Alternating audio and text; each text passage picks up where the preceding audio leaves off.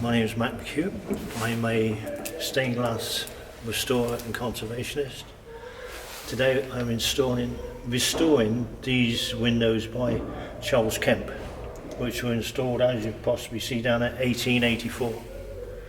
Now, over a period of time, what you get from condensation is mildew growing on the inside of the windows, and that's what we have here. Unfortunately, we have to preserve the heat from a building escaping, so all the vents are closed, and that actually encourages the mildew to grow. This particular window has got it all over the face of that angel there, and they have to just gently tickle the windows to see what strength the paintwork is underneath, and they do that by using a scrub. It's a cut down brush right to its base, and you tend to, if I say this area here, if you could zoom in there, if I just show you what happens when I scrub.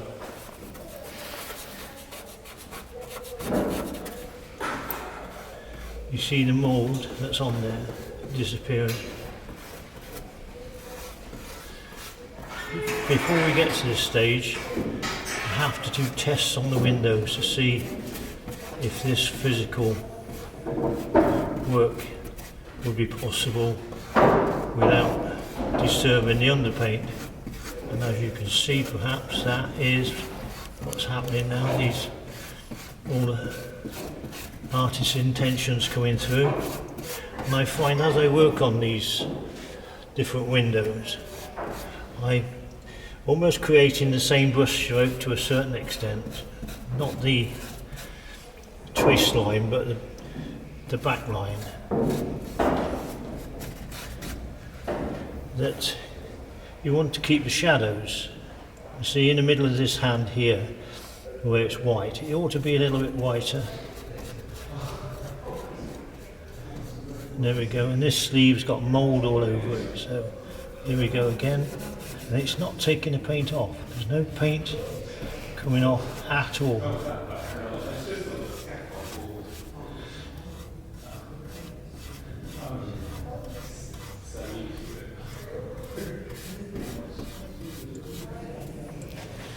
Now then, gingerly, when I say gingerly, I just change the brushes to a smaller one so it's not so violent. You start seeing what's happening around the head.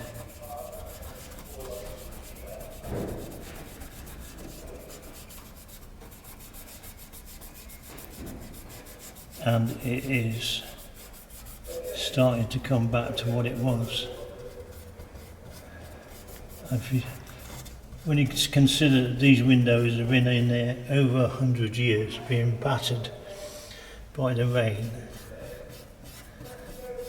being flexed in and out by the wind, you'll see that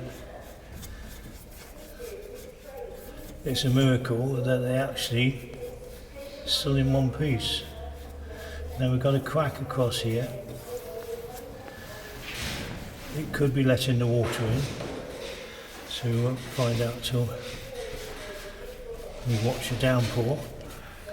Now Kemp's halos, before anybody starts shouting at me, never had any shadowing in the background. It was always just a trace line, and so if I remove this,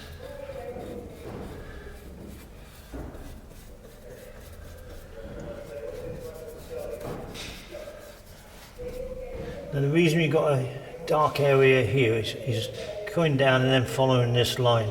It's actually coming from this piece here, as you can see, coming down here and across the face. This possibly means that the putty on the inside of the lead, this lead here, has got a hole in it, and it obviously needs some attention.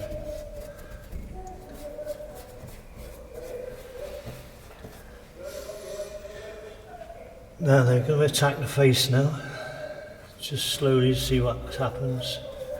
As I said to you before, we've done tests on these with a micro and everything looked very, very tight. Now here we go. Old Curly's getting a facial.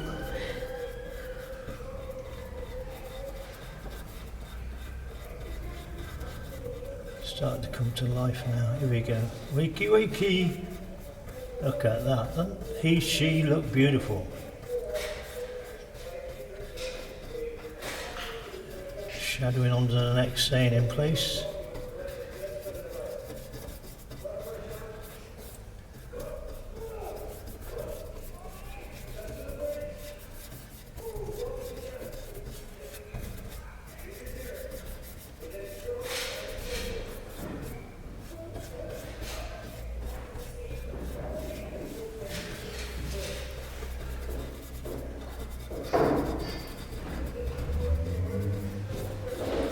There you are.